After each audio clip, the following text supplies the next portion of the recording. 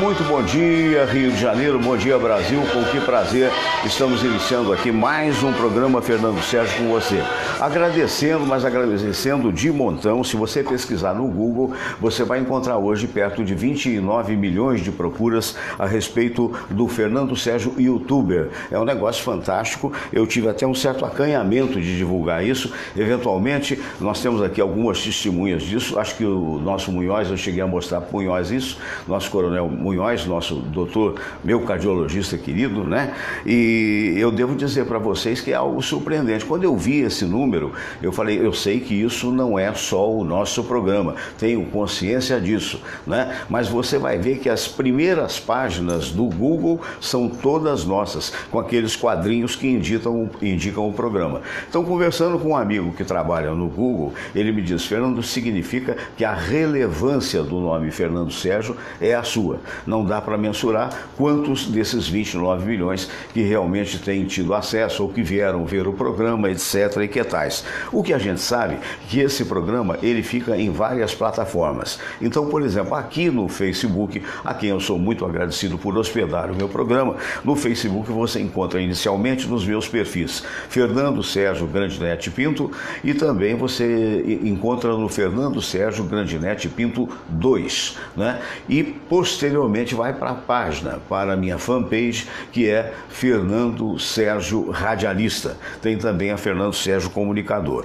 Depois, 2 horas depois, esse programa vai para o canal do YouTube, para o Fernando Sérgio, e lá permanece desde a sua inauguração. Nós começamos este programa no dia 13 de março de 2017. Então você tem, é algo fantástico, é algo com o qual eu não sabia conviver, porque a gente trabalhando em rádio, você sabia que fazia um bom programa, mas acabou o programa, quem ouviu, ouvisse, quem não ouviu, não ouviria mais.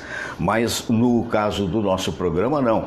Todos os programas estão lá. Programas que participaram, por exemplo, meu amigo professor Luiz Santoro, que aqui está, o meu amigo Dr. Munhoz, que é diretor até do Hospital Alemão do Amparo, aqui na Tijuca, foi diretor do Hospital da Aeronáutica, né? Foi médico particular do presidente Figueiredo, aliás, particular não, através do trabalho, né? A época que o presidente foi do Brasil. E também o nosso professor Isaías Nascimento, que são os nossos convidados do dia de hoje. O professor Isaías Nascimento foi subsecretário de Esportes do Rio de Janeiro, teve contato com muitos amigos que são até campeões mundiais pela seleção brasileira, como eu mesmo, através dele, fiquei conhecendo o Brito, o Marco Antônio. Quem é da minha idade sabe desses jogadores que nós estamos falando e que mais uma vez está aqui, um dos grandes professores de história do Rio de Janeiro, não é? Então, essas pessoas, elas ficam, enquanto houver, digamos assim, o Google, ou enquanto houver o YouTube, elas ficam eternizadas ali.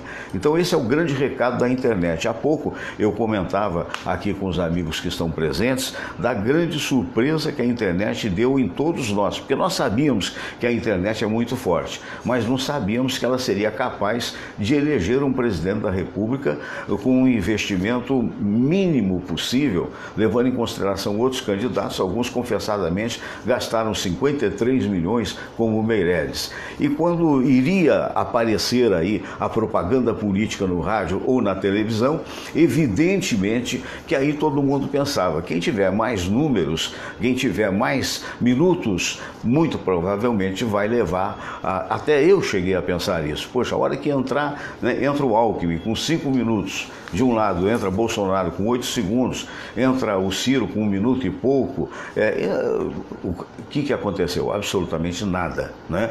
Foi através da internet, primeiro de uma sacação que foi muito importante por parte do filho do Bolsonaro, né? Que disse ao pai, isso confessadamente ele falou na televisão, que o ideal seria fazer uma campanha pela internet, e depois pela falta de crédito dos políticos tradicionais que esculhambaram tudo e se perderam, e qualquer um que entrasse ali com o discurso isso que o Bolsonaro entrou, mas na verdade ele tem lá as suas qualidades também, acabou por levar, como de fato levou e leva a gente a uma reflexão do que pode acontecer.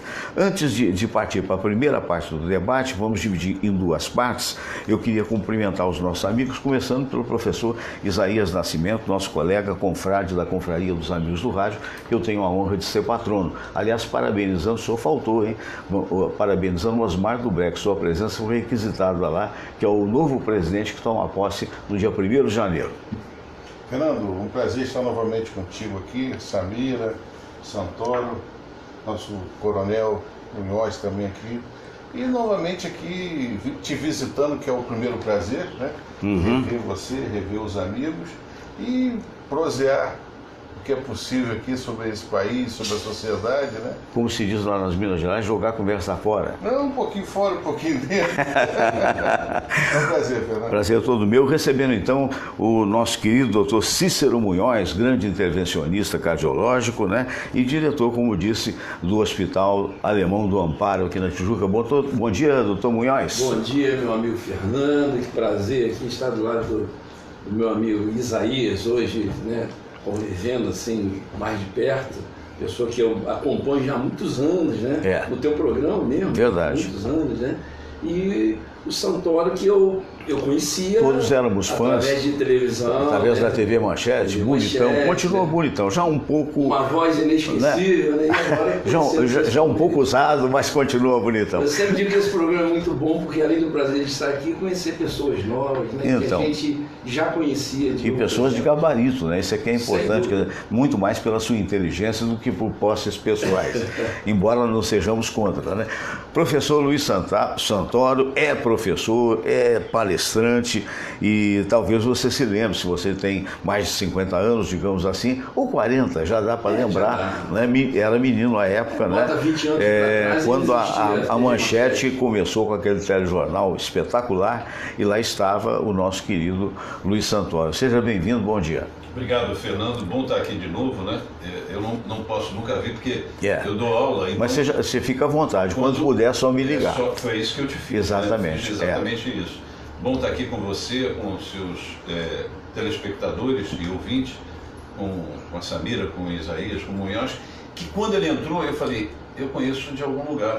Nós trabalhamos juntos no governo Figueiredo. Olha, ele não lembra, mesmo? mas eu era o da presidência na época. Isso. Olha só. Você falou que o Munhoz, você é pequeno, né, Munhoz? Então a gente aproveita para dar um grande... Eu morei em Brasília, né? Morou em Brasília. 3 anos em Brasília. Eu não sabia disso. Quem está sempre nos vendo, aproveita e manda um abraço para ele, é o Glauco Faceber. Ah, Glauco. O Glauco, que anteriormente foi locutor da presidência, não sei se foi do Médici, de alguém aí, mas não é? Isso que bacana, eu não sabia que você tinha sido locutor da presidência. Eu morei em Brasília e nessa época que eu morei em Brasília eu era professor de Química ainda. Sei, né? Que maravilha. Foi lá que eu me tornei jornalista, fui apresentar um programa sobre educação, sobre vestibular e acabei ficando alguém. Que maravilha. O irmão do... como é que é o nome dele, meu Deus? José Carlos Andrade, achou que eu servia. Lembra do Andrade, que era diretor do Jornal Globo? Do Jornal Globo. Da Globo. Da Globo, exatamente.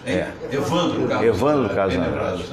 O Evandro Carlos, ele era irmão dele e ele achou que eu tinha jeito para fazer aquilo. Eu disse, eu não tenho jeito para isso, não. Eu sou professor. Não, e ficou realmente, e brilhantemente, né? Eu gostava muito. Eu fui talvez anterior apresentando telejornal, porque eu comecei muito cedinho. Eu estou no escondo de idade, eu estou com 72 anos de idade e comecei aos 16 anos de idade, né? E já com 18 era editor de telejornal em Minas Gerais, né? E com 20 anos eu ganhei um prêmio porque fui autor de uma peça de teatro que à época a Secretaria de Cultura de Juiz de Fora achou que era melhor, e aí eu vim para o Rio de Janeiro.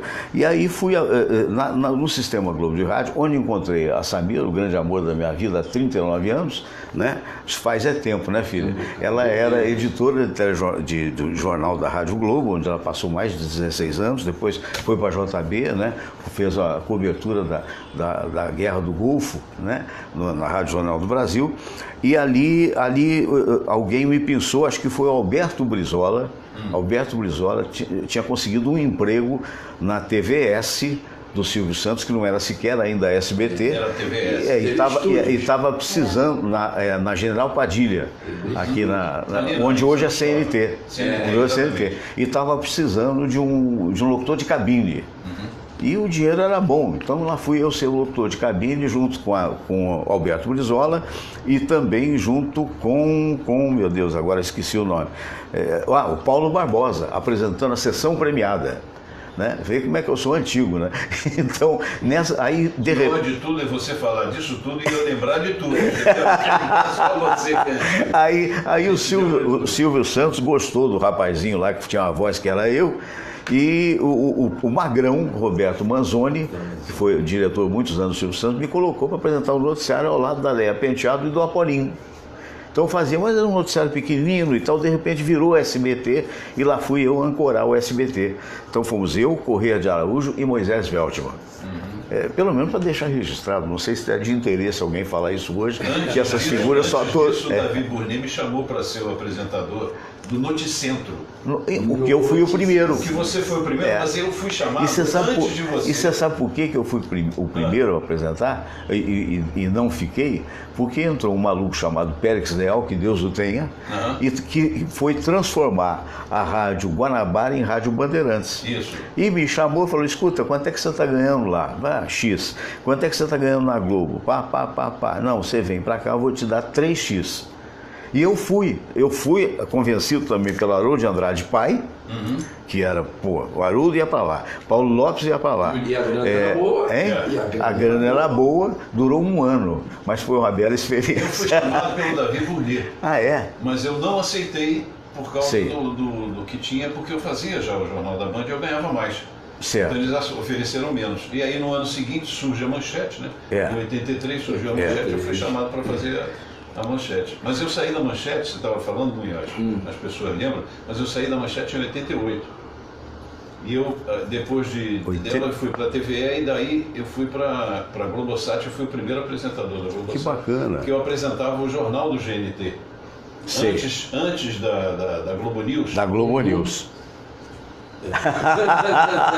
Antes da Globo News, a gente tinha o jornal do GNT e fazia o jornalismo no GNT. Quando começou a surgir a ideia de vir a Globo News, entendeu? Eu fui embora. E aí eu fui dirigir a comunicação da Estácio. Com o Marcelo Campos. Com o Dr. João Show, eu fui direto. Direto. Mas você conheceu o Marcelo? O Marcelo não gostava muito de mim, eu também não gostava muito dele. Com um detalhe, para ser sincero, o Marcelo Campos foi meu operador na Rádio Mundial. Ou antiguidade, é uma questão de vaidade, ou seja, idade, entendeu? E o Marcelo era estudante de jornalismo. Então, quando o Marcelo sai da Rádio Mundial, porque formou-se jornalista, na Gama Filho, o Marcelo ainda não tinha o registro de jornalista.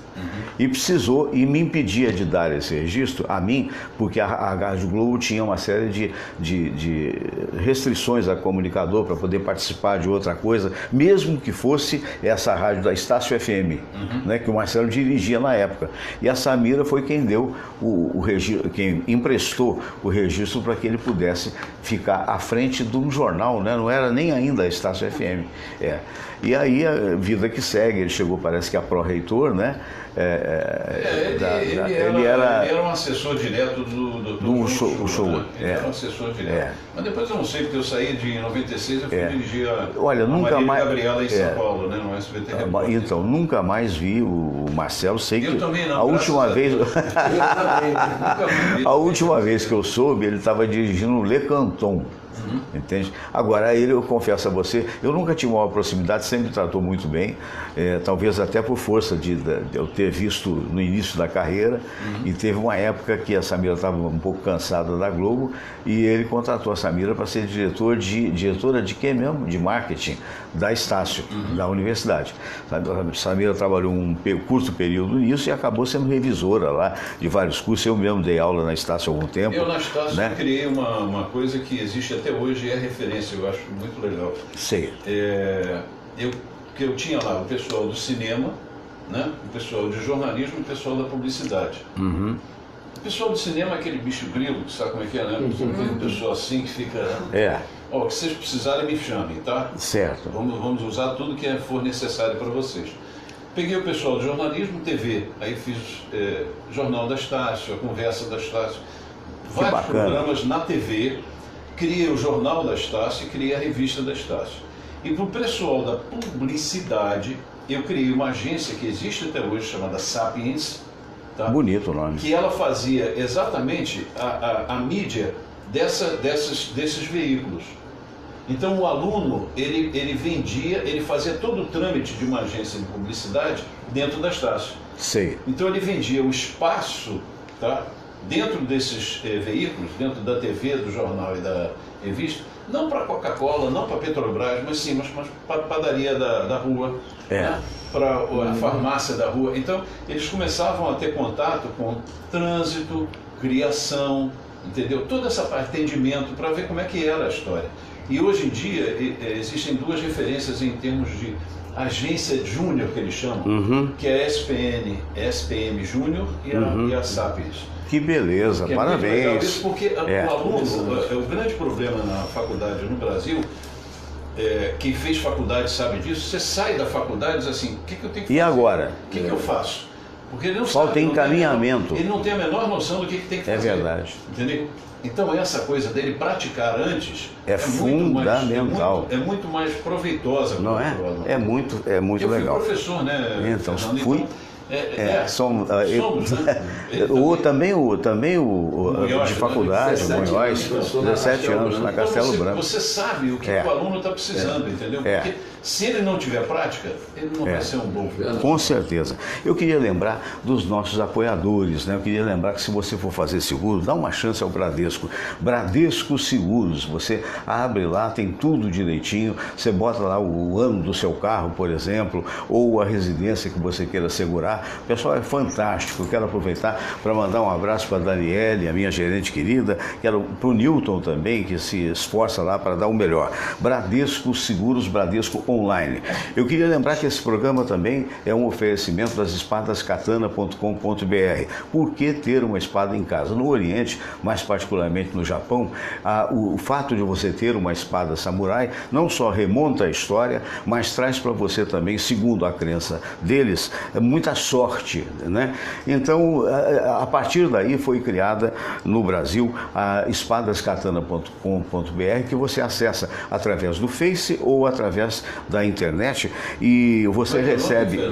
Como é que é o nome? Repita para eu saber. É redundante, né? Espadaskatana.com.br. Katana, na verdade, é a própria identificação da espada samurai, né? E para que ficasse uma diferenciação que se entendesse em termos de Brasil, foi criado esse nome, espadaskatana.com.br. Obrigado. E acontece, essas espadas são lindas, são maravilhosas. Você pode montar a sua espada, você pode fazer uma espada extraordinária, comum, bonita, ou você pode fazer a partir das peças que você escolhe. E isso chega na sua cidade com imposto pago, o que é muito importante, não por você, mas pelas espadas katana. Lembrando também que se você fora do Brasil, os nossos amigos que moram em Miami, amanhã, por exemplo, a nossa Monique, né, minha nora, está seguindo para Miami. Um abraço para a Tônia Elisa. Hoje, né? Hoje deve estar quase no avião, já deve estar voando. Não, há 1 hora. Ontem esteve conosco na festa do meu netinho de 3 anos. Eu quero mandar um abraço para o Vitório, quero mandar um abraço para o meu filho Marcelo e para minha nora, a Rafaela, né? Foi uma festinha muito bonita lá em Itaipu. Então, voltando a Miami, né? Pessoal de Miami, vamos supor que a Tônia Elizabeth, nossa querida amiga, jornalista, queira comprar uma espada dessa. Primeiro que ela vai poder, porque em dólar a coisa fica mais fácil. Mas segundo, pode acessar o site Shotokan com 2Ns.com só. Shotokan.com, como eles falam lá nos Estados Unidos, né? .com.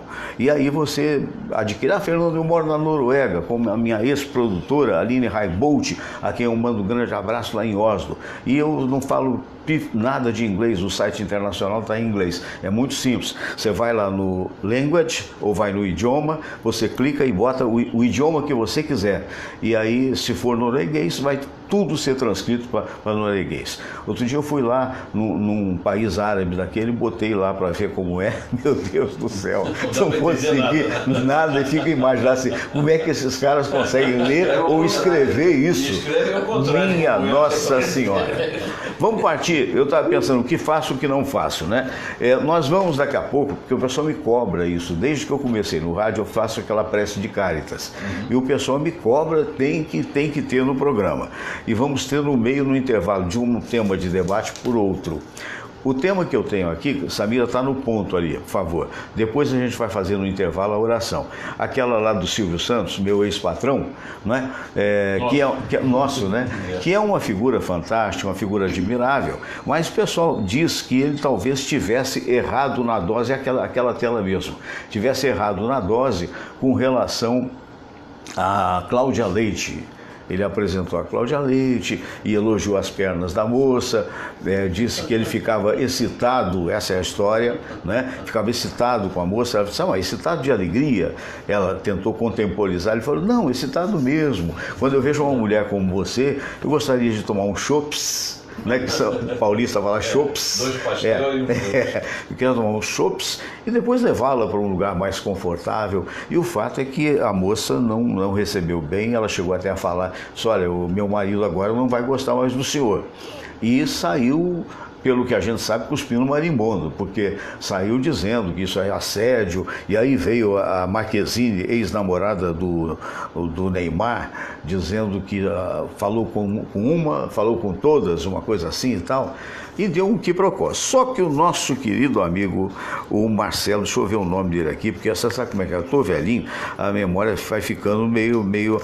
O Marcelo, o Marcelo de Carvalho, perdão, Marcelo, que é um dos donos da Rede TV, saiu em defesa do Silvio Santos. Então vamos ouvir qual é a opinião do Marcelo de Carvalho para saber qual é a opinião dos nossos amigos aqui. E depois, Samira hoje está fazendo a câmera, mas se ela quiser opinar também, para ter a visão mulher, porque ela já falou, não, mas vamos ouvir o que o Marcelo Carvalho falou, e eu gostaria de saber de vocês se tem lógica ou não. Vou levar um microfonezinho até aqui, vamos lá. Marcelo de Carvalho, um dos donos da Rede TV, em um vídeo divulgado pela emissora, o apresentador afirma: eu conheço o Silvio Santos há muitas décadas e acho que quem me conhece sabe que eu sou um grande crítico desse horror que se chama politicamente correto. Olá, eu gostaria de dar minha opinião com relação a esse assunto envolvendo o Silvio Santos e a Cláudia Leite. Eu tenho visto algumas discussões a respeito disso na internet, e gostaria de dar a minha opinião pessoal, que aliás o meu programa, numa gravação, eu já expressei. Eu conheço o Silvio Santos há muitas décadas, profissionalmente, e eu também, eu acho que quem me conhece, acompanha minhas entrevistas, minhas declarações, sabe que eu sou um grande crítico desse horror que no mundo se chama politicamente correto, essa modinha que se chama politicamente correto. Eu acho que o politicamente correto, ele tende a levar a balança para o outro lado. E sempre numa discussão tem três verdades, né? A minha, a sua e a verdadeira. Você acusar um homem de 88 anos de assédio porque fez uma brincadeira, que a pessoa, se não está bem-humorada, pode dizer que foi chata, descolocada e tal. Eu não acho, eu já participei da gravação do Jogo dos Pontinhos e ele chegou para mim, eu participei com a Luciana Ginetti, minha ex-mulher, e ele falou assim: como é que você está casada com ele, feio desse jeito, devia contratar um assassino, que assim matava ele, você se via livre dele. Imagina se eu vou me incomodar. É óbvio que é uma brincadeira, é óbvio que é uma brincadeira humorada. Além do mais, eu recebi um vídeo onde a própria Cláudia Leite cometeu, segundo a ótica desses politicamente corretos, aos quais eu não me junto. Eu também acho que a brincadeira dela não teve nada demais, mas você não pode ter dois pesos e duas medidas. Ele também citou Bruna Marquezine como uma das atrizes globais que defenderam Cláudia Leite. Ela cometeu uma impropriedade, segundo, repito, os politicamente corretos, com o rapaz, o The Voice, que ela forçou a barra do sujeito, que falou: não, eu sou casado, etc. E aí? Onde é que estava a gritaria? Onde é que estavam os artistas da Globo, a Bruna, essa menina ex-namorada do Neymar, dizendo: mexeu com uma, mexeu com outra? Mexeu com quem?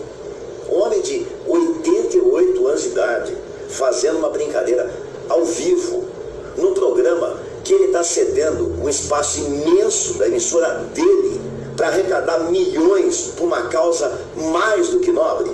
Pessoal, vamos sentar o facho, né? Não dá. Vamos sentar o facho. Essa coisa do politicamente correto está indo muito para um lado da balança. Vamos tentar voltar pelo menos para o centro. Obrigado por vocês terem me ouvido. Pois é, essa é a opinião que ficou aqui, né? E que eu vou agora para minha mesa aí de... Olha, gostei porque a Samira vai opinar também. Samirinha, o que você achou do que o Marcelo falou e dessa situação? Foi abrandada com os 88 anos de Silvio Santos ou não? Ou ele foi... Eu acho que ele foi até infeliz, digamos assim, mas não necessariamente sou a favor de que tenha havido assédio. De repente ele faz, no meu entendimento, um elogio mais, digamos, indevido, mas querendo talvez agradar, seria isso ou não? Bom dia, Fernando, bom dia a todos. Eu acho o seguinte, realmente nessa questão de assédio, não está havendo muito limite sobre o que seja ou não. Existem certas situações em que realmente eu acho que é exagero. Então daqui a pouco você não pode falar nada. Eu vi a gravação do Silvio com a Cláudia Leite. E o que acontece? Eu achei que o Silvio, e acho que idade não tem nada a ver, não tem nada a ver, eu acho que o Silvio Santos não tem nada de gaga.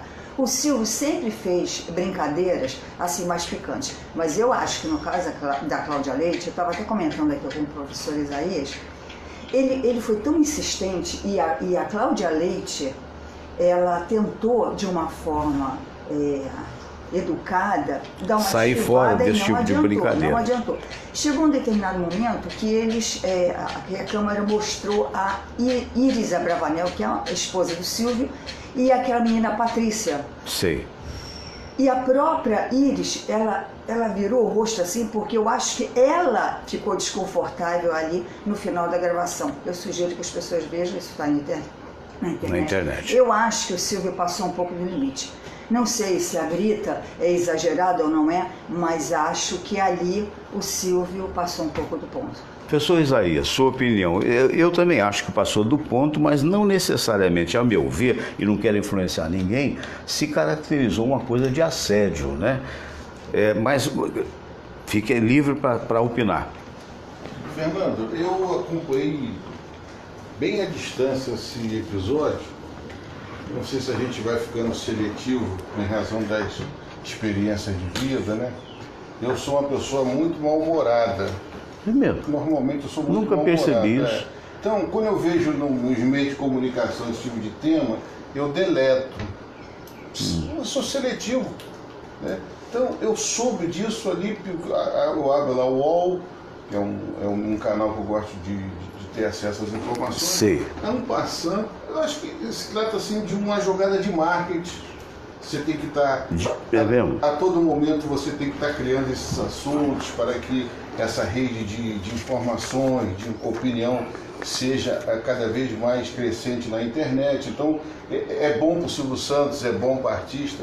Ele já tem 88 anos, ele sempre fez isso de maneira jocosa.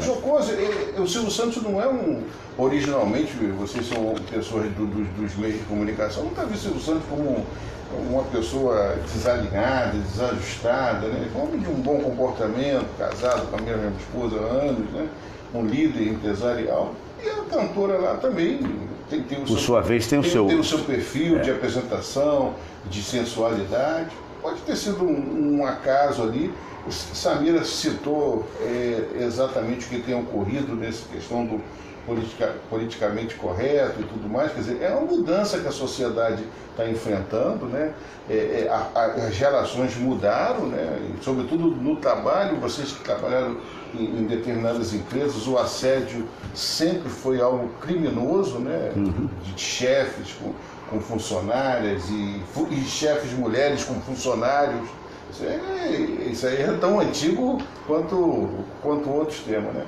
Então eu não levei muito em consideração isso, quer dizer, é um assunto irrelevante para mim. Quer dizer, eu falo com ele contigo aqui no programa hoje, 10 minutos depois ele não tem valor nenhum para mim, porque a minha temática de vida é outra. Eu não gosto de fofoca, se tiver fofoca do vizinho, eu já vou entrar no outro elevador. Entendi. Cheguei a 60 anos, esses termos aí são para mim. Pode ler um bom livro, tomar um vinho, dar um passeio, encontrar meus amigos. Então eu peço desculpa a vocês. Não, isso é um tema que está... Que eu não tenho nem sequer valor, porque eu gosto do Silvio Santos, tá certo? Nasceu em 12 de dezembro. Mas será que se você fosse mulher, você não daria mais valor? Eu daria, mas é aquela coisa. Como é que eu vejo o Silvio Santos? Um cidadão, nasceu em Niterói, 12 de dezembro de 1938. O histórico. Um ex-camelô que virou um grande empresário no Brasil, né, se tornou uma referência da comunicação. Eu vejo esse cidadão, tá certo? Esse lado dele, mulherengo, imagina quantas mulheres esse cara não namorou. Ou não, né? Não, Fernando, não tem chance. Não tem chance. Olha, Fernando é um piadista. Eu estava vendo, pulando de um caso para outro, eu sempre que li a vida do Chacrinha e sempre que eu lia sobre a vida de Clara Nunes, há uma junção de um caso entre os dois. Chacrinha já casado e ela namorando a Delson Alves. No filme aparece, correto? Um abraço para o meu amigo Adelson Alves, com quem estive em Petrópolis agora recentemente e que brilha na Rádio Nacional. Então, ele até xinga um palavrão, né? O Chacrinha fala no filme assim: vocês estão pensando que eu estou comendo todo mundo na televisão? Isso eu estou falando de 1972. Então, esse é um episódio. Agora, a artista, ela está fora do meu contexto de preferência, certo. Mas eu tenho que valorizar a mulher, e a ele eu tenho o meu respeito. Muito bem. Eu acho que ele deveria até pedir desculpa. Eu acho que a própria talvez. Se eu me alonguei muito, seria ele, pela idade dele, ele tem bisneto, tem 88 anos, né? Ele vai lá no domingo que vem agora no programa de auditório, pede desculpa, a vida que segue. Doutor Cícero Munhoz, algo a acrescentar ao nosso querido professor Isaías? O Silvio Santos, esse é o perfil dele mesmo. Assim como ele citou o Chacrinha. A descontração, né? Que é um cara mais incorreto politicamente do que o Chacrinha. Jogando bacalhau para a plateia. Mas é um jeito da comunicação. Então, eu acho que o politicamente correto tá ficando muito chato mesmo. Muito. Na minha época tinha vários apelidos, orelhudo, narigudo, cabeção. Negão, agora não pode. Você podia dar um tapinha na bunda do filho sem problema. A gente O próprio Silvio Santos, ele faz isso. Ele faz isso, entendeu? Ele passou outro dia, eu não vejo TV aberta, desculpa, é isso mesmo. mas eu não vejo TV aberta já há muito tempo, tá? E eu me lembro que ele passou um travesti que estava na plateia. Aí ele pegou, apertou a bunda, ele disse, mas que bunda dura. Ele é assim, ele é um cara brincalhão, entendeu? E deu certo assim, né? Ele na vida pessoal dele, ele é muito introspectivo, dentro do SBT, porque eu trabalhei lá em Osasco, lá na Vila Guilherme. Então, não, na Vila Guilherme não, eu peguei Osasco. Osasco ainda, né? São os estúdios enormes e tal. Ele é um cara introspectivo. Ele é muito introspectivo lá dentro, porque ele é não só o patrão, como é o artista. Então é uma coisa meio, sabe, tem que conviver com esses dois lados. Tem que conviver com esses dois lados. Eu me lembro um dia que, no meu aniversário, ele sobe, eu estava no restaurante executivo, quase 100 pessoas ali, ele sobe e todo mundo para de falar. Todo mundo para de falar, exceto a minha mesa. Que estávamos lá, o superintendente do SBT e mais uns diretores e tal. E ele veio para a nossa mesa porque nós continuamos a falar. Porque ele ficou sem jeito, porque todo mundo parou de falar. Entendeu? Porque ele chega com o carro dele, aquela mesa de sinuca, que antigamente era aquela mesa de sinuca, era um Lincoln branco com teto verde, então a gente chamava de mesa de sinuca. Ele chega em frente na vaga dele, que está escrito lá Silvio Santos, assim como tem vagas de outros artistas. Chega lá, ele entra no camarim dele e do camarim ele vai para a sala dele. Então ele não tem contato com ninguém. E sabe, ele é uma pessoa que lá dentro ele é introspectivo. E de uma certa forma tem que ser mesmo. Ele se libera, quando ele faz o programa. Exatamente. Entendeu? Então, esse politicamente correto, eu só não concordo com você que eu sou mal-humorado, entendeu? Porque não nos parece. Não nos parece. Não, eu estou dizendo que eu não sou mal-humorado. Você disse eu sou mal-humorado, então o resto que você falou. Ele pode até ter esse Imagina um marketing nessa história, tem É. aproveitamento de um e de outro, pô, sabe? Eu não vou entrar. E também não tenho nada a ver com Cláudia Leite. O outro tema que nós vamos fazer já, logo após a oração, eu vou deixar até uma mensagem aí para você da nova Hilux Toyota, que é muito interessante. Meu Deus, o dia que eu tiver dinheiro para ter uma Hilux Toyota, provavelmente não terei, porque, não, vou ter. Mas se você puder, se tiver, digamos assim, para usar até um termo do Silvio Santos, sabe, com a bufunfa cheia, então, olha, é uma belíssima compra. Mas, de qualquer maneira, depois disso, nós vamos ter um tema que eu vou até reservar um momento de mais oxigenação aqui na sala, porque aí tem a ver com o país de um modo geral. E vamos ter uma figura aqui que dizem tá mal de popularidade. Bom, não vou falar agora. Vamos à prece, porque, como eu digo aqui, entre um tema e outro, só Jesus na causa. Vamos lá. Esse é o momento da oração. Você juntinho da gente. Única que um dia Jesus nos ensinou. Deus nosso Pai, que sois todo poder e bondade, dai a força àqueles que passam pela provação. Dai a luz àquele que procura a verdade.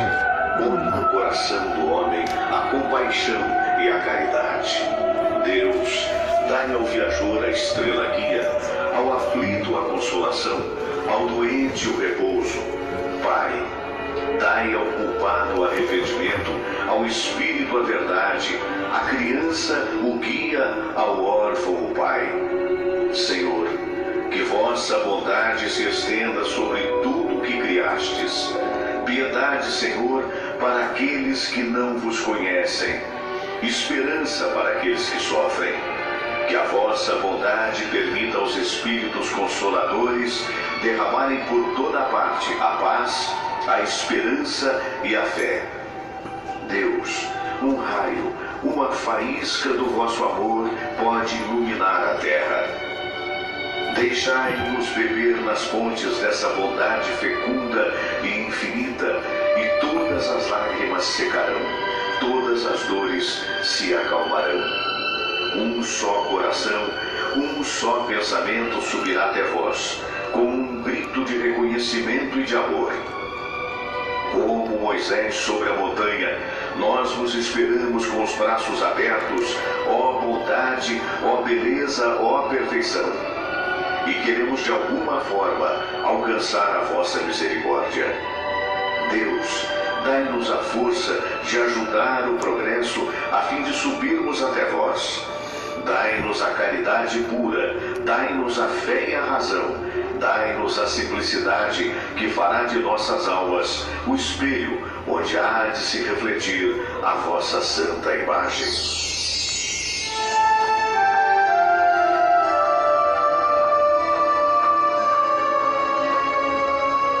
Pai nosso que estais nos céus, santificado seja o vosso nome. Venha a nós o vosso reino, seja feita a vossa vontade, assim na terra como no céu. O pão nosso de cada dia nos dai hoje. Perdoai, Senhor, as nossas ofensas, assim como nós perdoamos aqueles que nos ofenderam. E não nos deixeis cair em tentação, mas livrai-nos de todo mal, porque teu é o poder e tua é a glória, por todo sempre. Amém. Pois é, então um abraço grande para Fernando Pereira, abraço grande também para o Marco Silva lá nos Estados Unidos, no Texas, em Austin, para a dona Ruth, esposa dele, abração para o professor Jorge Trigo em Lisboa, nosso querido amigo, alô Jorge, um abraço também para o Eduardo Grandinetti, meu primo, a Mônica Grandinetti lá em Belo Horizonte, Eduardo que é um dos grandes advogados de Minas, um abração para ti também e para os outros primos do lado da família Melo, né, que é o Hélio José de Melo e o Amauri. Vamos ver agora, Samira, conduz lá a câmera para a gente ver essa mensagem que é da Hilux e que, na verdade, quem vai nos trazer essa informação é uma jovem repórter, gente boa, a Michele Ferreira. Então nós vamos ver, olha que coisa, como está chegando a cada vez ser melhor, por assim dizer, a indústria automobilística aqui do Brasil, verdade que baseado em grandes montadoras internacionais, mas é assim que um país progride, né? Vamos curtir aí, vamos lá. Vai, Michele. A Toyota Hilux foi restilizada e ganhou nova dianteira. Ela também ganhou diversos itens de série, mas ficou mais cara. Agora eu vou te mostrar tudo o que mudou na picape e as principais características, já que não é nada fácil comprar uma Hilux. São 11 versões.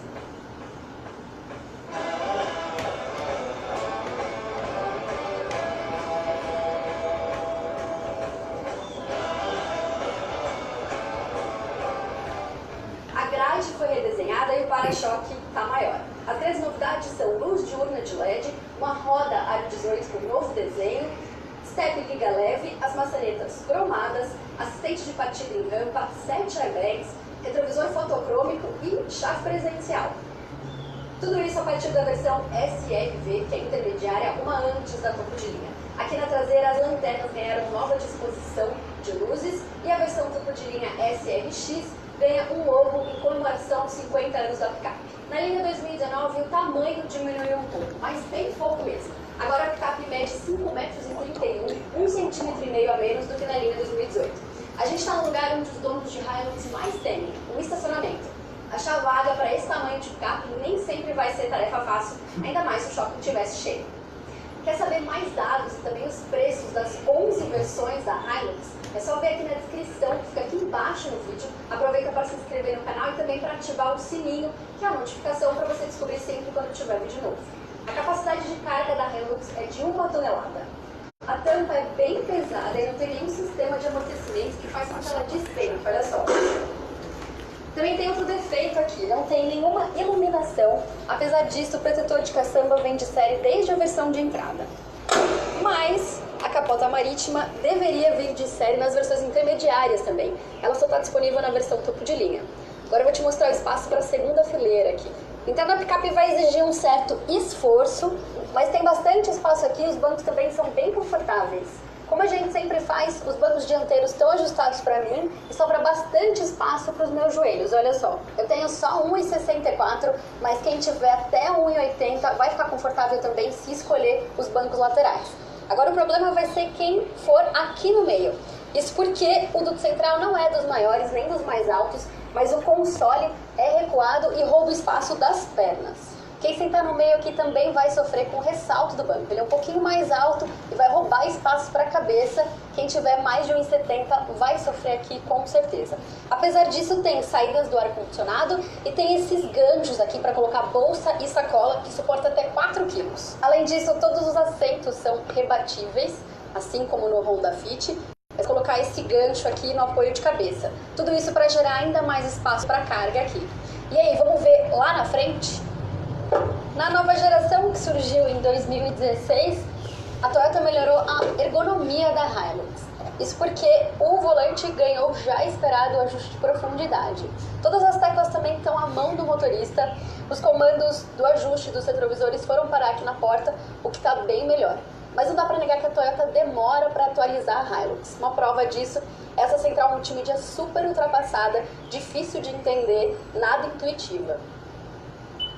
A Hilux encareceu até R$7 mil, mas nem a versão topo de linha tem alguns itens já esperados. Essa versão que a gente está aqui não tem ar-condicionado 2 zonas, sistema de frenagem de emergência e sensor de monitoramento de pressão dos pneus. As versões de entrada também não têm controle de tração e estabilidade, mas apesar disso, todas as versões da Hilux têm airbag de joelhos, fora os obrigatórios.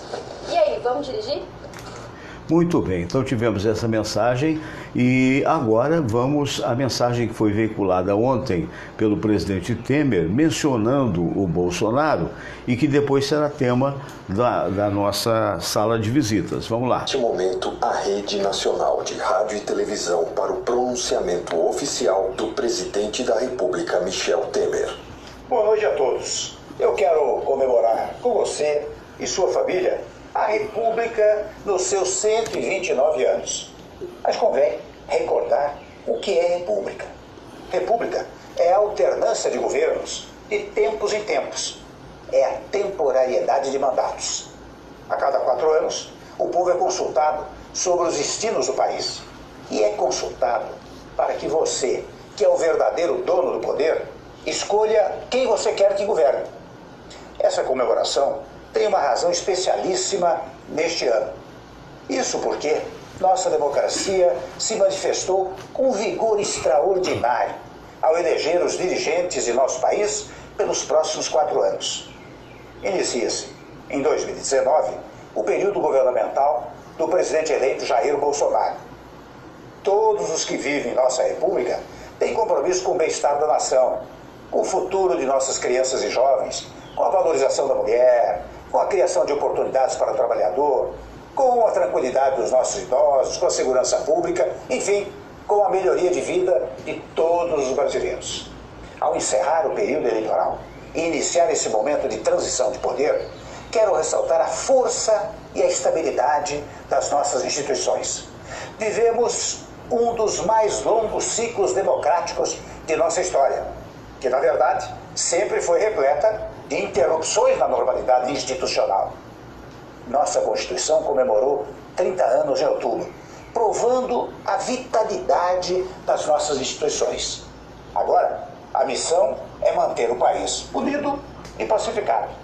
A transição de governo que estamos fazendo é das mais civilizadas e cordiais. Eu torço pelo sucesso do novo presidente da República. Quero que o Brasil cresça e avance ainda mais do que no período em que estive à frente da administração federal. Abri todas as informações à equipe do presidente eleito, para que possam tomar ciência da real situação do governo em todos os campos.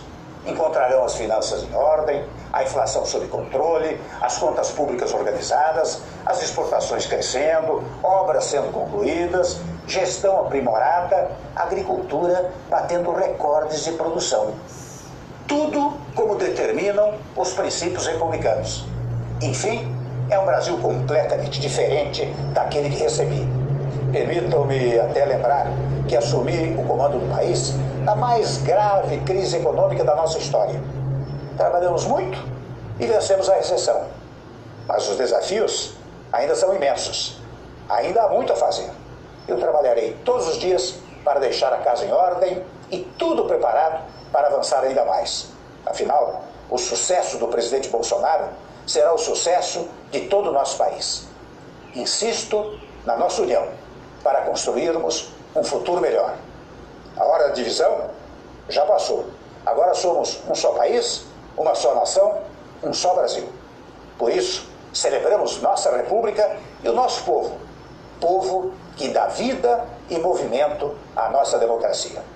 Viva a República, viva o Brasil. Muito obrigado e boa noite a todos.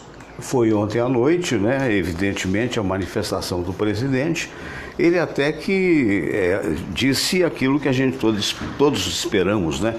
Independentemente de quem foi eleito, né, o Isaías? Agora é um momento de união nacional, se possível, de fiscalização por parte da oposição também, porque é democrático ser oposição.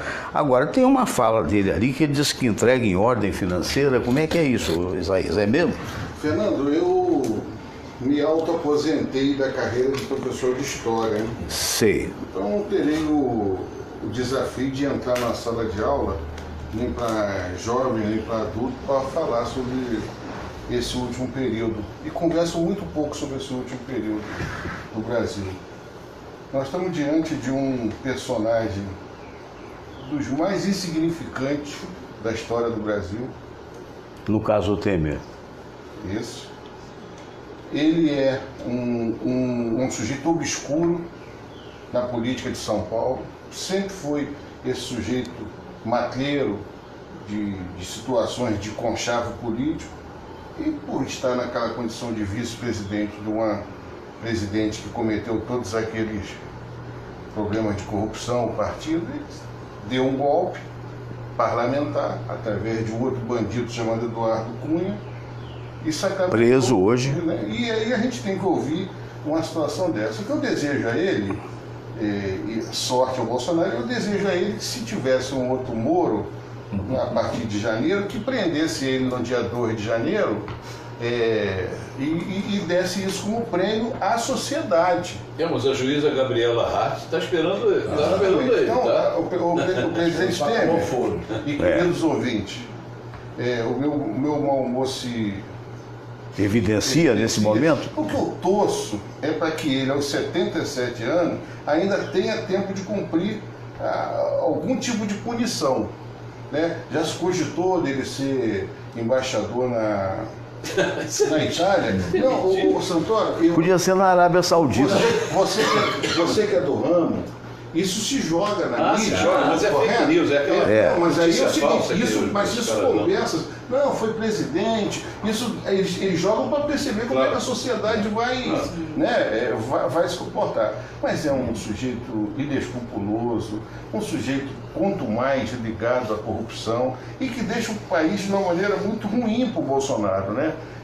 Principalmente se abonar agora os tais de 16% de aumento com efeito cascata. Ele não pode abonar. Ele não pode abonar porque a lei de responsabilidade fiscal, no artigo 21, que bom, né? Que boa notícia. Pode dar aumento depois de 180 dias para término do mandato. Então isso não existe. Isso que eles estão falando não existe. Não existe. A não ser que eles queiram rasgar a Constituição. Se eles rasgarem a Constituição, ok. Pode Mas haver. isso não existe. Quer dizer que você acha que não passa, né? Não legalmente não passa. passa. A lei de responsabilidade fiscal, no artigo 21, diz exatamente isso. Qualquer aumento só pode ser dado antes de 180 dias para o término do mandato. Entendeu? Isso não existe. Isso não existe. Estão fazendo um carnaval, mas não existe. Pode esquecer que isso não vai acontecer.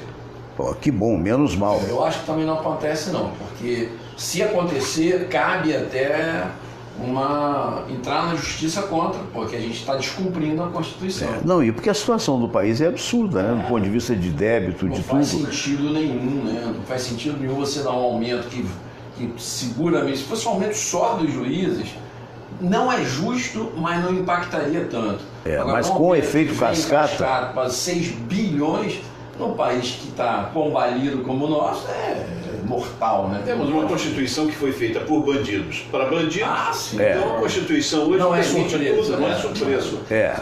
Eu pensei que no final ele fosse falar assim... Brasil acima de todos, Deus acima de tudo. Eu pensei que ele fosse falar mesmo. Entendeu? Por isso que eu botei a oração antes. Para amenizar um pouco. O Temer é igual a Dilma, a Lula. Porque se nós pararmos para imaginar, depois do regime militar, nós tivemos bandido, com exceto do seu conterrâneo Itamar Franco. Sempre elogio ele aqui. Sempre. Itamar Franco foi um espetáculo. Ele tem que ser sempre lembrado. Porque ele foi honesto. O resto... E era mesmo. Nossa. Eu queria que ele estivesse Você sabe, eu vou dar um testemunho. Tão legal, todos eles. Eu vou dar. Samira, pega lá a assinatura do Itamar para mostrar aqui. Eu acho que é uma questão de idade. Mas é verdade. Eu conheci Itamar Franco quando Itamar devia ter uns 35 anos apenas de idade. Eu devia ter lá os meus 17 anos, 18, e havia sido fundado em Juiz de Fora numa organização de imprensa que eu trabalhava, que era a organização Sérgio Mendes. Tinha a Rádio Industrial, que era na época a Globo de lá, hoje até a Globo, né? Tinha a Rádio Difusora, que era a Rádio Musical, na época a FM não estava lá, e tinha também E teve a TV Industrial, que foi a primeira TV do interior, lá no Morro do Cristo, como se fala, né? Os estúdios da TV Industrial, e eu fui o primeiro cara a fazer o telejornal. Aqui está a assinatura do Murilo Avelar Ringel, que foi, na época, já é falecido também, secretário de Cultura da cidade, e aqui a rubrica do Itamar, né? Quando eleito prefeito. Uma figura que eu tive a honra de ajudar a fazer a campanha dele na época em Juiz de Fora. E aqui eu tinha um grupo de teatro, eu sempre dirigi, escrevi peças de teatro, eu escrevi perto de 11 peças, 2 foram premiadas.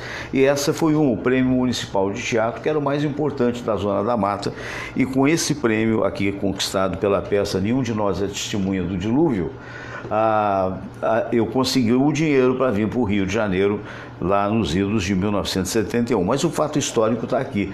E como foi esse conhecimento?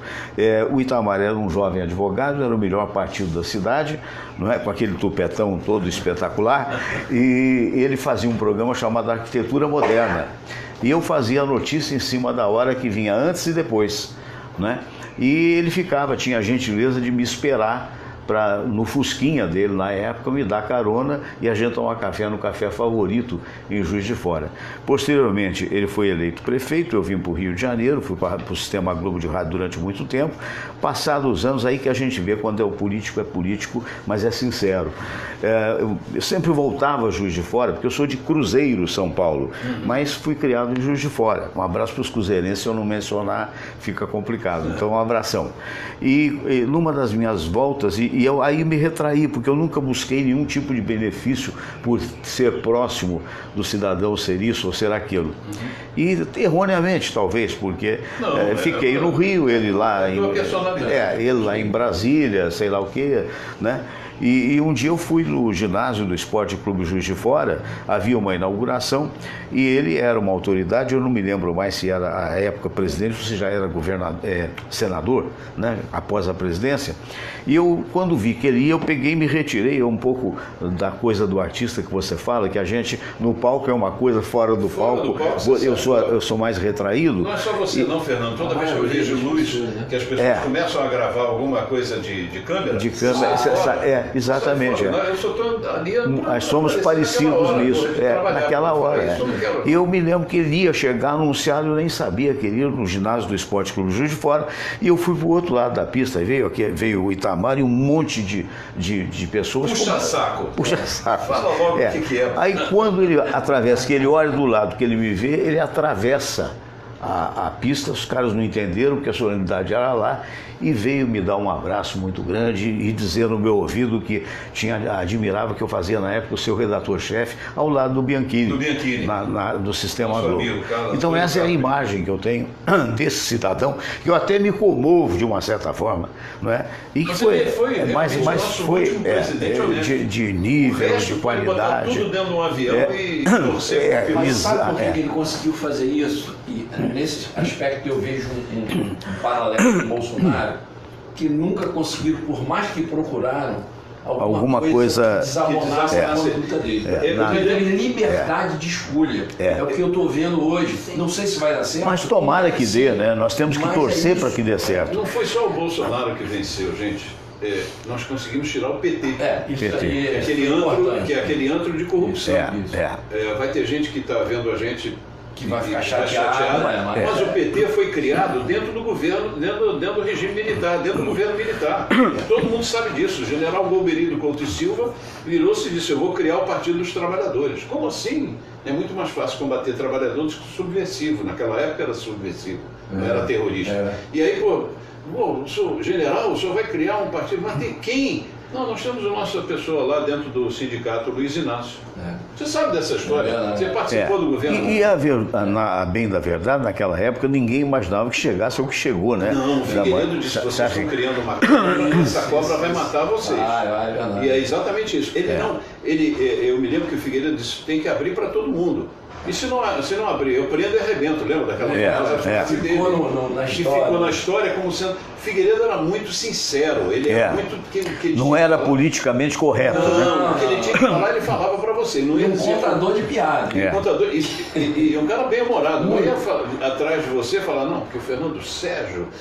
Não, ele dizia para você: Fernando Sérgio, eu não gosto de você. Ele era assim mesmo. Entendeu? Porque o grande problema é exatamente isso. É a falta de sinceridade. E o Bolsonaro assustou porque o Bolsonaro sempre disse aquilo que ele pensava e que o povo pensa. Porque, gente, pelo amor de Deus, quantos deputados e senadores deixaram de ser eleitos? Quantos? Nossa, é a resposta acho que um terço da Câmara. É a resposta do povo. Eu sempre disse, eu acredito nessa história, que o povo reverta isso, porque não é possível. Porque a classe média acabou. A pobre não existe. Não existe. O miserável está cheio. Que o Lula tirou. Que tirou da miséria? Não tirou nada. Quem criou Bolsa Escola foi Dona Ruth Cardoso. Não foi esse FHC que limpar minha boca para falar. Foi a esposa Dona dele. Ruth Cardoso que criou, e que a criança tinha que ir à escola, você deve lembrar disso, Isaías. A criança tinha que ir à escola para continuar recebendo o benefício.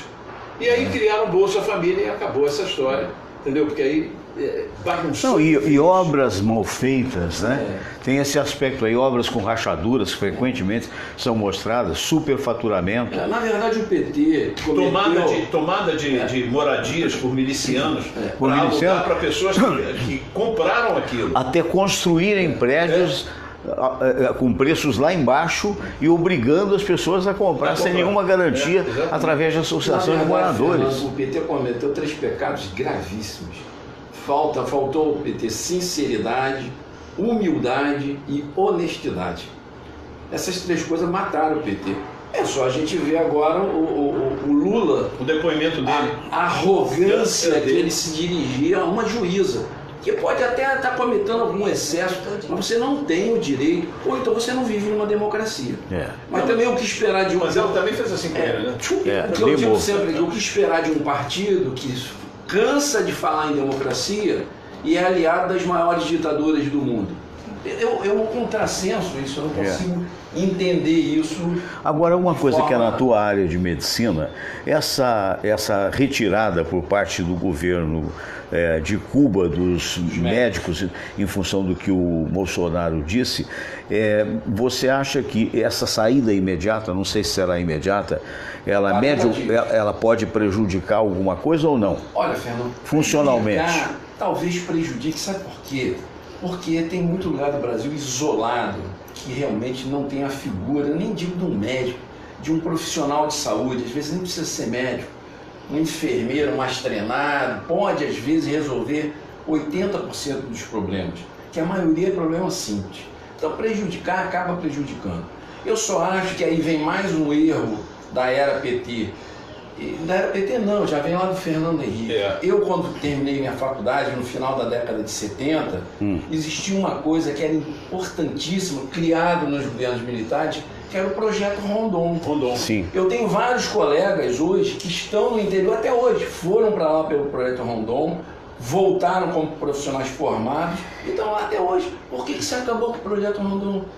Por que você tem que admitir que um médico vem de fora, aí vem o Bolsonaro e fala com razão, pode não ser simpático, afasta da família, trabalho escravo, você pagar 11 mil. Ganha 3 mil de 11 mil. 3, o resto vai para o governo. É uma vergonha. O governo cubano, a ditadura cubana, que recebe 6 milhões por mês. Pô. E pior de tudo, sem comprovar que realmente é médico. Nem diploma de comprova. Nem validação tem o diploma. Em Cuba, vou dizer uma coisa que pouca gente sabe. Em Cuba existe médico e técnico de medicina. Igual você tem enfermagem e técnico de enfermagem. Muitos desses que estão aí são técnicos de medicina e não médicos. Você acha que se você oferecesse para um cubano que é médico, trazer a família, tá?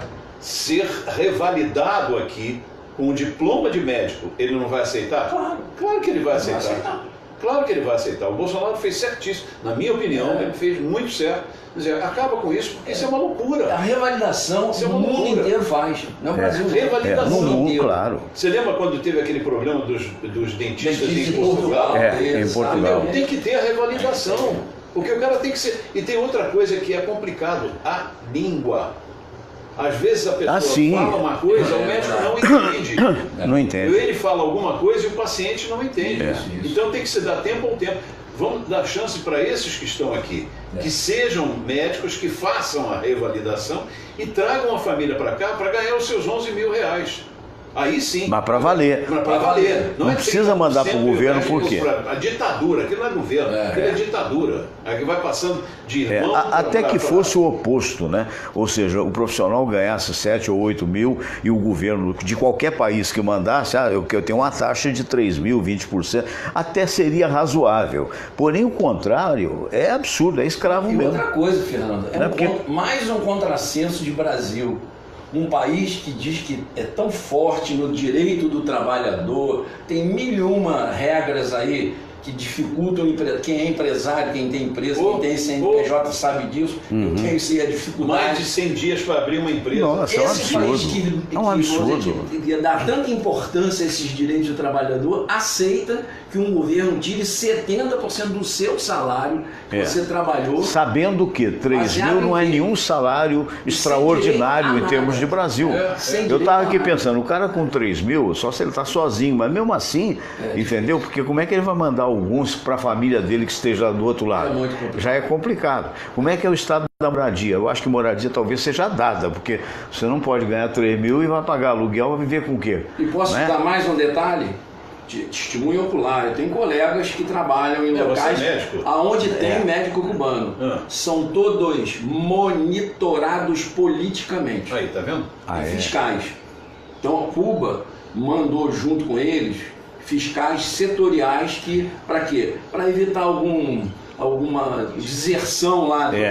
Que já houve uma ou duas, me parece, né? Algum tempo atrás teve uma ou duas que desertaram. Do lutador de boxe. Que o Lula foi lá e entregou a Cuba. E depois deu asilo ao Cesare Battisti. Cesare Battisti, que a Itália agora talvez... Como entender esse um negócio absurdo. Não dá. Isaías, sua opinião. É uma situação, são sociedades diferentes, né? Eu não comungo das ideias do comunismo de Cuba, mas eles pagam os cursos para aquelas famílias, então eles se veem na seguinte visão de mundo: se eu pago, eu tenho direito. Então isso aí é um pacto que eles criaram lá. O médico aceita porque é o que ele tem para viver naquele país. Então foi feito um acordo que esses médicos aceitaram na época. O salário lá não é de 3 mil reais. Não, é menos. É menos. Então ele já vem numa saída do sufoco que é viver em Cuba, pela circunstância que o país vive nesses 60 anos de comunismo. Eu tenho uma visão de que nós pagamos com nossos impostos os cursos de medicina para brasileiros e esses brasileiros dão muito pouco para a nossa sociedade. Concordo. Eles deveriam, nesse primeiro momento de formar, fazer o trabalho que os cubanos fazem de graça. Ou pelo menos ganhando um valor. Uma ajuda de custo. Eu fiz o projeto Rondon como professor de história. Isso é importantíssimo. Eu ia falar isso, não era só médico. Não. Eu fiz como professor de história. Eu ganhei uma bolsa. Exatamente. Eu era militar e eu fazia sexta, sábado e domingo. Eu não ia todos os dias. Você chegou a algum sargento de artilharia do Exército. Meu pai foi sargento de artilharia. Eu servi no mesmo ano, no mesmo período do Bolsonaro. Eu servia no Regimento Floriano e ele servia no Montese. Ali na Vila Militar. Na Vila Militar. Eu conheci na época ele aspirante, que eu entrei no quartel em 79. Ele já era militar. Ele, inclusive, é muito querido no seio militar, ele é muito respeitado. Então, o que acontece hoje? Eu trabalhei com recursos humanos do Ministério da Saúde e Secretaria de Saúde. A fixação dos profissionais no Rio de Janeiro já é difícil. A fixação nos rincões do país, 5.600 e tantos municípios, é pior ainda. Eu recentemente tive contato com médicos cubanos ali na Vila Kennedy. Sim. Eu fui fazer um trabalho voluntário para o Enem. Então convidaram vários professores que moraram naquela região de Bangu que fosse dar sua contribuição e eu ajudei a preparar os alunos lá na área de História e Geografia. E eu conheci esses médicos lá. Então, o que acontece é que eles também, a questão da diferença salarial, é que tudo que Cuba faz para o mundo, a visão de Cuba é a seguinte: olha, eu vou ceder médico, eu vou ceder cientista, eu vou ceder isso, mas como nós custeamos o custo 100% dessas pessoas aqui, é mais dinheiro que entra para o Estado, na visão deles, para que eu possa, no futuro, gerar mais ensino, né, para o restante da população. É uma visão que eles têm, e como Lula e Dilma, eles têm um pacto ideológico com o governo cubano, então tudo que eles puderam fazer para beneficiar, inclusive Cuba pegou muito empréstimo subsidiado do BNDES sem muita chance de pagar no futuro. Não pagaram, Não pagaram até hoje, nem vão pagar. Porto de Maria. Porto de Maria. E outras coisas. Agora, eu tenho para mim que tem que ter uma ruptura disso, né, nesse momento. Agora, e dar chance a esses médicos, muitos vão ficar aqui. Já chegaram aqui no Brasil de 12 a 15 mil. Hoje tem 8.400, 8.500. Eu tive dificuldade seríssima. Eu, o Escaberro, quando a gente trabalhou na Secretaria de Saúde, eu fui superintendente de recursos humanos do Estado, na área da saúde. Então, o último concurso público realizado no Estado do Rio de Janeiro foi comandado por mim, no ano de 2001.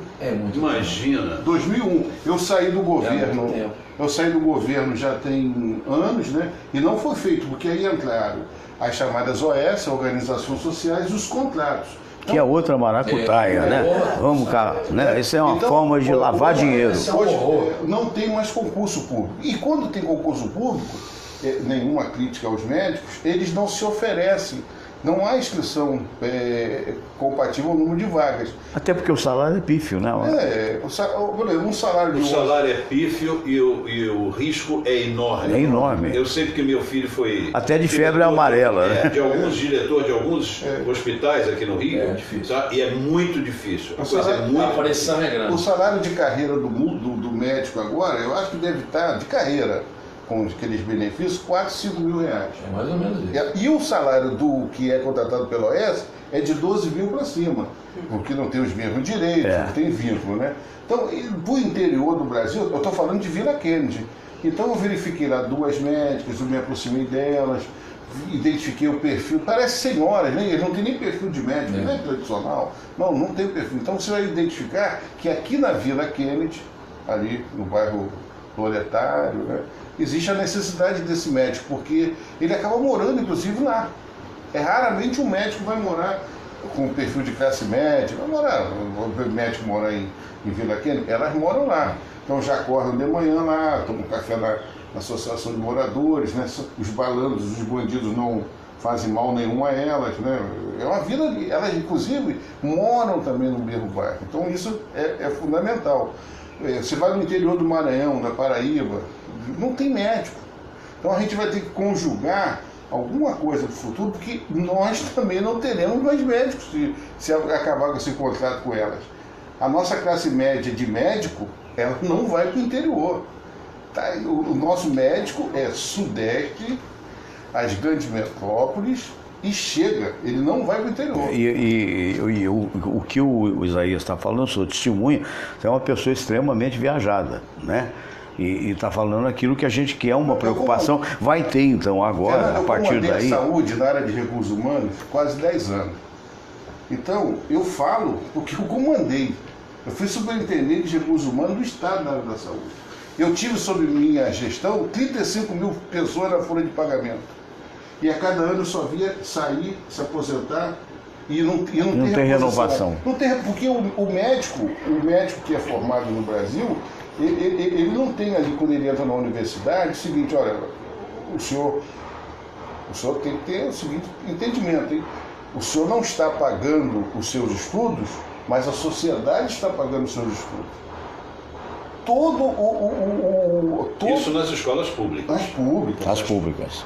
Inclusive nas pagas também, nas privadas. A Estácio de Sá, ela existe porque ela é subsidiada pelo governo federal.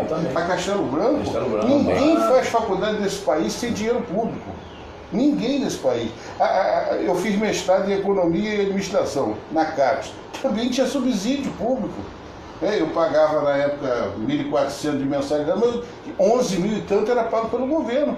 E eu fiz o mestrado e depois ninguém me chama e fala assim: agora você vai fazer o seguinte, você vai oferecer isso à sociedade. Não. O Brasil é esse país. Não há sequer uma organização a nível disso. É o que o Antônio Santoro falou: o cara sai de faculdade sem saber o que fazer, mas tá, e aí? Política, na verdade, tudo, eu sempre falo aqui, depende muito, uma coisa que o Brasil não tem há décadas: planejamento e gestão. Não tem. Nós não planejamos para daqui a 6 meses, quanto mais para daqui a 30 anos, como se faz aí nos países sérios. Por que não se faz? Existe uma coisa que o PT também se orgulha, que é o FIES. Mentira, FIES era o CREDUC, Crédito Educativo, que na minha época existia. Por que o governo que faz esse CREDUC, que agora eles chamam de FIES, por que você não paga isso, uma parte em trabalho? Dessa forma, claro. Nessas áreas. Olha, você está aqui recebendo crédito educativo. Ora, assina aqui um contrato comigo que durante 2 anos você vai ter que ir para um determinado lugar, longe, e vai... Exatamente. Escolhe qual cidade. Igual o militar faz. Olha, eu tenho essa cidade para mandar. Você escolhe e vai. E vai, e tem que ir, acabou. É assim que tem que ser feito. Agora, quem tem coragem para fazer isso? Ninguém. Agora, faz esses acordos espúrios aí, né, como esse, como Bolsa Família, que já estão descobrindo que 1,5 milhão, só catando assim a grosso modo, é só compra de voto. Tem gente que mora em Miami, tem gente que tem BMW na garagem e está ganhando Bolsa Família. Fura de mais de bilhão. Deixa eu só fazer uma colocação sobre o Bolsa Família. Eu sou defensor do Bolsa Família. Eu também. Só que eu tenho para mim que aconteceu o seguinte: quando a politicagem entrou no projeto, sobretudo no governo Lula, no primeiro e no segundo governo dele, os deputados e vereadores passaram a entender aquilo ali como uma extensão da moeda de troca. E isso aí desvirtuou completamente. Fernando Sérgio. Desvirtuou. Eu vou citar Vila Aliança e Vila Aqueles. Aqui, são 2 bolsões de miséria na zona no Rio de Janeiro. No Rio de Janeiro. Você vai ver a votação do PT lá, ela é expressiva, porque ainda vive daquele cadastramento que foi feito e tudo mais. Então, a gente pega casos assim como esse, porque eu não culpo nem o governo, eu culpo esse cidadão. Sim, eu também acho. Eu vou nesse cidadão, faço um processo com ele. Esse cidadão que pegou o dinheiro e usufrui sem ter o direito. Eu vou nesse cidadão, eu processo pelo Ministério Público, por órgão competente que seja, e ele vai ter que devolver aquele dinheiro ao serviço, à administração pública, porque ele fez uma inscrição, muitas das vezes, que o agente público não consegue identificar, ele usa um documento falso, é uma série de coisas, além da questão política. Mas nós somos corruptos, a população, nós somos corruptos, infelizmente. A outra vez que eu voltar aqui, Fernanda, eu vou pedir um tempo para falar com você. Eu tenho feito uma pesquisa sobre a corrupção e sobre a violência nesse país, que não vem de hoje. O Brasil foi formado por uma violência absurda e uma corrupção absurda. Você, como professor de história, sabe mais. Eu sofro muito. E eu sofro muito. Porque, por exemplo, eu às vezes deixo de ir num lugar para falar, cara, não é que eu saiba muito, não. Eu fui obrigado a ler, eu fui obrigado a viver aquilo ali. Então, quando eu vejo um cidadão aqui, como aquele ali, Michel Temer, falar com aquela aquilo não é nem o dedo. Os dedinhos se amarrar, ele não fala, né? Não fala. As pessoas têm que entender essa colocação dele, porque a gente faz assim, o cachorro está fazendo programa está tão interessante que eu estiquei, mas eu estou com um pouquinho de medo da bateria. Deixa eu só fazer uma observação de homenagem hoje. Eu publiquei lá no Facebook agora de manhã, morreu Aldir Scheller. Eu li. Né? Ele foi o criador da camisa da seleção. Da seleção brasileira. Lá no Rio Grande do Sul. Rio Grande do Sul. Ele morreu aos 84 anos. Ele era de Jaguarão, no Rio Grande do Sul. E ele, aos 19 anos, participou de um concurso, porque nós tínhamos perdido a Copa de 50 e aquela camisa branca ficou meio amaldiçoada. Então foi feito um concurso em 1953. E ele ganhou esse concurso e a camisa teve passou a ser canarinho. Foi em 56? 53, né? Porque em 54 já usamos. Mas acontece o seguinte... Não, foi só em 58. Acontece o seguinte, na primeira Copa que nós vencemos, que usamos a canarinho, a final foi com azul. Com azul, né? Porque era contra a Suécia, que era amarela. E que foi comprada à última hora. Que não tinha camisa azul. A justificativa do Dr. Paulo Machado de Carvalho, para os jogadores não sentirem, disse, não, é o manto de Nossa Senhora Aparecida que é azul. Aí eles entraram e foi arrebentaram. Dos 5 títulos que nós temos, 3 foram com camisa azul, contra a Itália em 94 e contra a Alemanha em 2002. E a camisa azul, ela foi inaugurada em 38. A camisa branca desde sempre, desde 1914.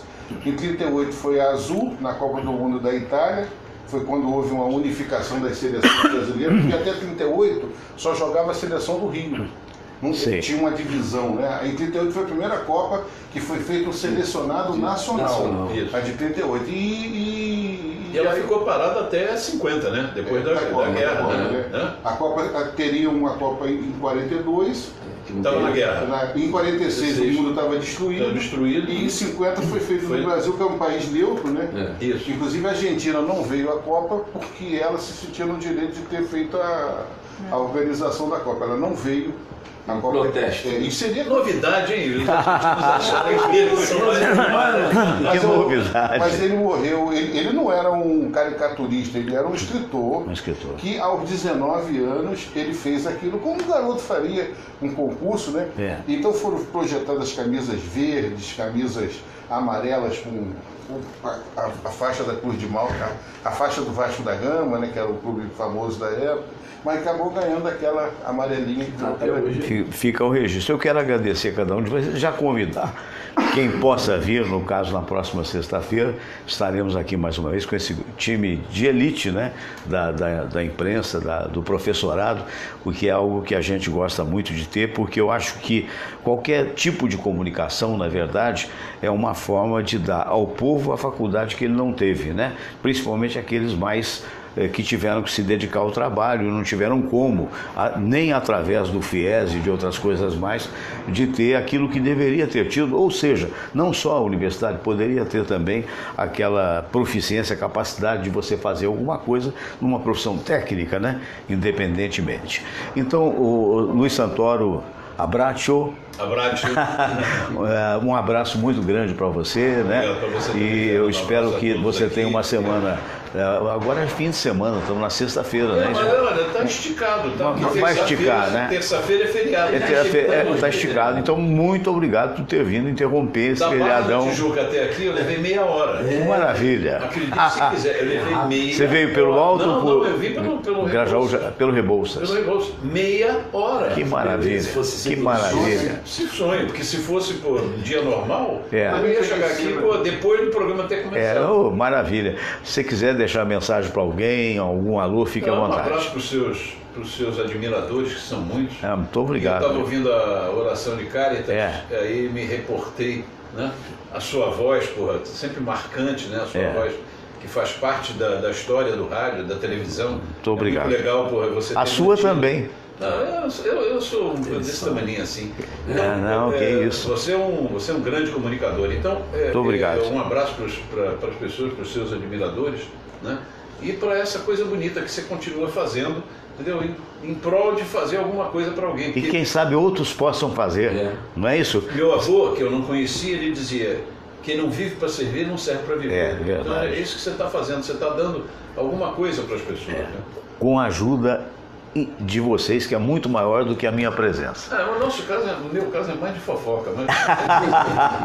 Meu caro Munhoz, mais uma vez, muito grato. Munhoz toda sexta-feira está aqui. Eu agradecer, né? Eu sempre agradeço a oportunidade de estar aqui, né? Como eu sempre te falo, falando para milhares e milhares, milhões de internautas aí, e fazendo sempre por favor, dê o recado aí para os médicos do hospital. Hospital Alemão do Amparo. Que você é o diretor-geral, né? À disposição é Aquele na esquina da... Rua Estrela, naquela pracinha. Que é um hospital centenário, tem 106 anos. É mesmo? E é um hospital aberto à classe cirúrgica. Médica e dentista também, bucomaxilo. Também? É um hospital aberto. Hoje nós estamos fazendo uma média de 750 a 800 cirurgias mês. E isso é mantido por quem? Isso é mantido por uma associação alemã da época da guerra. É uma história que eu já contei para o Fernando. Era uma instituição alemã que tinha 2 hospitais. Esse hospital que antigamente chamava-se Amparo Feminino. E esse hospital aqui do Itapajipe. Então na época da guerra isso foi tomado, né? Questões aí históricas, né? O nosso historiador que sabe disso. E quando acabou a guerra aqui, eles retornaram o hospital, eles entregaram novamente o Hospital do Amparo Feminino e desapropriaram o Hospital de Itapajipe e entregaram na mão da recém-criado Ministério da Aeronáutica. Muito bem. É um hospital que tem Trabalha com convênio? Trabalha com todos os convênios, todos os convênios que nós temos lá. É um hospital que faz muita área de cirurgia bariátrica, é uma referência em cirurgia bariátrica e cirurgia de coluna. Lá faz todos, é um hospital, uma maternidade também. Estamos aí pegando o hospital em março, com algumas dificuldades, mas que estamos superando. Estão sendo sanadas com... mais rapidamente até do que imaginava. Que maravilha. Meu caro professor Isaías Nascimento, destacando que ele é o presidente do Instituto Mais Memória, não poderia ser outra coisa, sim, porque é a memória ambulante do nosso país. É um negócio que me impressiona cada vez mais, e eu já conheço há tantos anos, né Isaías? Mas que a gente fica muito... Nunca. Eu quero deixar um abraço para o Santoro, para o Munhoz, Samira, você, os amigos que daqui a pouco se comunicam conosco. Legal você aqui, né? É verdade. Quero deixar um abraço carinhoso ao Osmar Leite, o Osmar Breck, que ganhou a eleição lá, foi indicado presidente da Confraria dos Amigos do Rádio, né? E até falei com ele pelo WhatsApp e estarei na posse dele ou nos próximos eventos. Quero desejar sorte a ele, nós como fundadores da Confraria, nesse período de renovação, a gente espera que a Confraria volte a ter aquele brilho que sempre teve. Só está convocado para, aliás todos estão, porque o início da nossa confraria, há 16 anos atrás, chamava-se Confraria Cada Um Paga a Sua. Até que de repente surgiu a ideia de transformá-lo em algo mais sério, que partiu do nosso professor Isaías, né? Eles, vamos mudar isso, que cada vez vinha mais gente no almoço aqui do Caçador, né? Que fica aqui na Rua Pareto 42. Que era um antigo... tinha um negócio de baiano, né? Cantinho baiano. Que quando eu era professor, você vinha aí, que era em frente, eu sempre jantava. É verdade. E foi assumido que, na verdade, o Caçador, ele é de propriedade do Joaquim, do Ari, também do Maurício, né? E o Ari também é proprietário das Planalto do Grajaú, Planalto do Chopp, ali também, perto ali, perto... Senador Vergueiro com Barão do Senador Vergueiro, isso mesmo. Então, é um trabalho muito bonito que é feito e realmente... E a gente aí se reuniu, porque quando eu fui para a madrugada da Tupi, e eu gostava muito de fazer, de 10 até as 3 da manhã, na verdade eu trabalhava de meia-noite às 3, e fiz aquilo durante 15 anos dos 20 que estive na Tupi, né? E então o pessoal resolveu vir almoçar aqui mais perto de mim e eu quero agradecer a cada um que participou. Estamos chegando ao final. Obrigado, Isaías. Um grande abraço para ti. Muito obrigado, Munhoz. Muito obrigado, Luiz Santoro. E para chegar no final, a gente vai contar um caos do rádio lá na época que provavelmente você não teria nascido. No ano de 1969, eu fui fazer estágio de jornalismo na Rádio Itatiaia de Belo Horizonte. Um abraço para o Manuel, grande diretor, e um abraço também para o José Lino de Souza Barros, que na Globo viria e seria conhecido como Souza Barros. Mas na época ele era menino, eu tinha 19 anos, por aí, e o Zé Lino devia ter o quê? Provavelmente se tivesse uns 30 anos de idade. E era meu diretor de jornalismo, né? E, de certa feita, ele falou: Fernando, logo a primeira coisa que eu tive que fazer naquela rádio era o seguinte: olha, eu quero ver se você se dá bem como repórter. Você vai lá no Palácio lá das Minas Gerais e tal, entrevistar o José Maria Alckmin. A gente chamava de Alckmin, não Alckmin. Eu acho que é a mesma. Alckmin, né?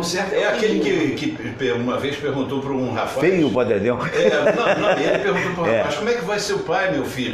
Meu pai, deputado, meu pai está morto há 2 anos. Para você, filho ingrato, para mim está aqui no meu peito. É verdade. Política. E ele estava brigado com o então governador de Minas Gerais, que era o Israel Pinheiro. Então eu disse: olha, Fernando, você vai lá no Palácio, entrevista o Alckmin, quero saber a razão da briga. E me deu um gravador desse tamanho, aquilo pesava que era o diabo, né? Pilhas grandes, né? E lá fui eu de terninho, né? Lá fui eu, era a época, sempre se usava terno, e entrevistar, fui recebido pelo Zé Maria Alckmin.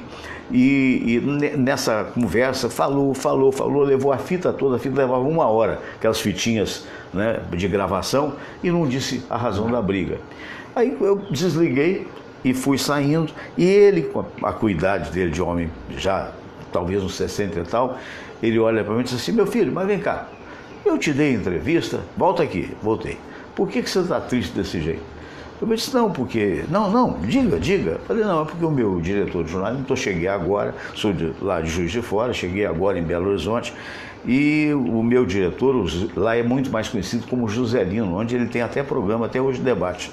O meu diretor fez com que eu queria saber a razão da sua briga com relação ao governador Israel Pinheiro. O senhor não disse nada. Ele olha para mim e diz assim, meu filho, deixa eu te dizer uma coisa para você levar para o resto do tempo da sua carreira, tá? Quando você for ler alguma coisa, você procura ler nas entrelinhas. E quando você for ouvir alguma coisa, você procura entender as pausas. Abraço, gente, fiquem com Deus. Se Deus quiser, segunda-feira estaremos de volta. Namastê, o Deus que habita em mim, saúda o Deus que habita em você. E um bom fim de semana a todos. Segunda-feira, se Deus quiser, teremos o programa assim. Vamos lá.